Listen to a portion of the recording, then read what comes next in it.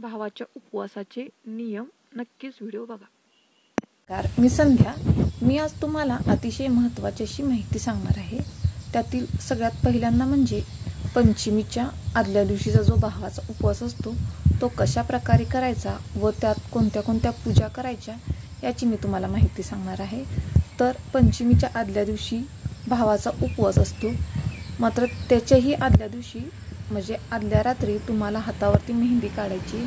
मेहंदी काढल्याशिवाय भावाचा उपवास करता येत नाही किंवा जी आपण नागदेवतेची प्रतिमेचे पूजन करतो ते वर्ज्य होत नाही। त्यामुळे हातावरती मेहंदी व शक्यतो बांगड्या ह्या घातल्याच पाहिजेत।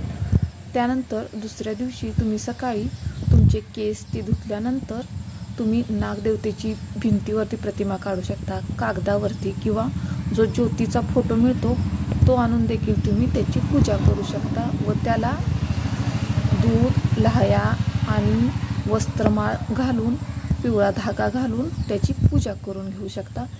दुधाचा नैवेद्य दाखवू शकता। कुठे कुठे त्या दिवशी उपवासाला खिचडी खातात, कुठे कुठे हरभऱ्याची उसळ आणि थालीपीठ खाल्लं जातं, कुठे कुठे उपवास केला जातो मात्र आपण जे जेवण करतो त्या प्रकारे जेवण केलं जातं। या दिवशी शक्यतो तळलेलं खाऊ नये असं म्हटलं जातं किंवा भात खाऊ नये, पांढरे असलेले एखादी म्हणजे साबुदाणा खाऊ नये, ते शाबू हा नागाची अंडी असं समज आहे।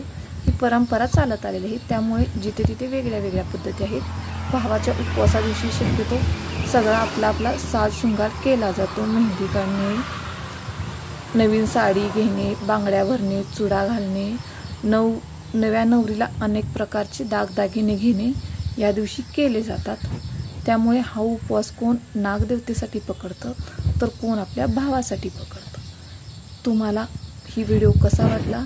लाईक करा, शेअर करा, सबस्क्राईब करा। धन्यवाद।